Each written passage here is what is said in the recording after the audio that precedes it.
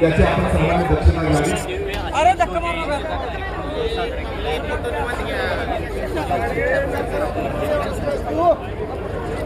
आनंदाचा आणि भाग्याचा आदर्श शिवजयंती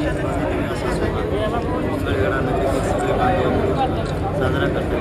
असा आदर्श राज्यातल्या सगळ्या तालुका गावात जिल्ह्यात घातला पाहिजे आणि अशी शिवजयंती होणं गरजेचं आहे. डीजे लावा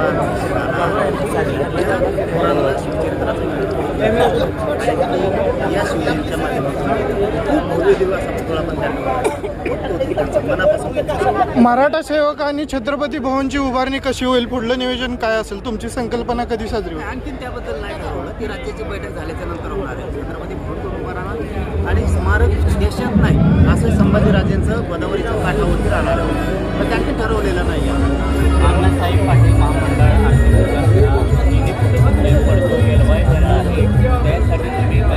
बोललोय नरेंद्र पाटील साहेबांचं पण फोन करून नरेंद्र पाटील साहेबांनी सांगितलं ते बंद पाडायची तयारी.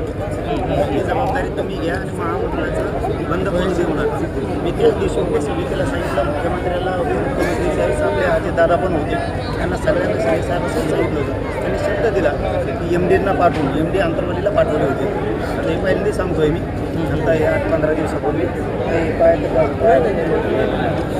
आणि त्यांनी सांगितलं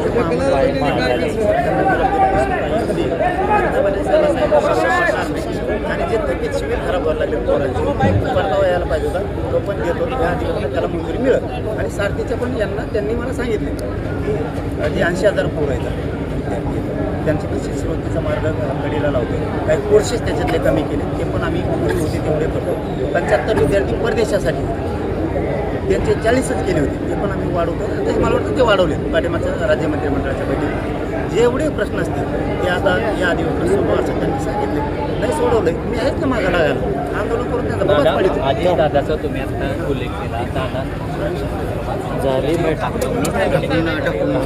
ज्यात मला माहीत नाही त्यात मी माहीत नाही माणसाला बोलू नाही. पण जर कुटुंबाला वाटत असेल तसं काही शंका आहे चौकशी करायला हरकत नाही. पण आता दादा माघारी येणार आहेत. शेवटी आमचा माणूस गेला. पश्चिम महाराष्ट्रातल्या मराठ्यांसाठी सातारा गॅजेटचा कधी फायदा होईल, कधीपर्यंत लागू होईल?